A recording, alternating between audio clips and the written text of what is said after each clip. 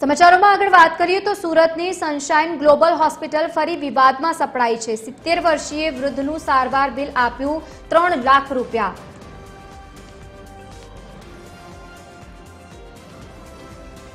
તો જે રીતે ફરી એકવાર આ જે હોસ્પિટલ છે તે વિવાદમાં સપડાઈ છે। મહત્વનું છે કે પથરીના દુખાવા માટે સારવાર લેવા માટે બિલીમોરાથી સુરત આવ્યા હતા, પરંતુ જે બિલ સામે આવ્યું છે ચોંકાવનારો છે। દર્દીને હોસ્પિટલે 36 કલાકનું બિલ આપ્યું છે 3,14,000 રૂપિયા।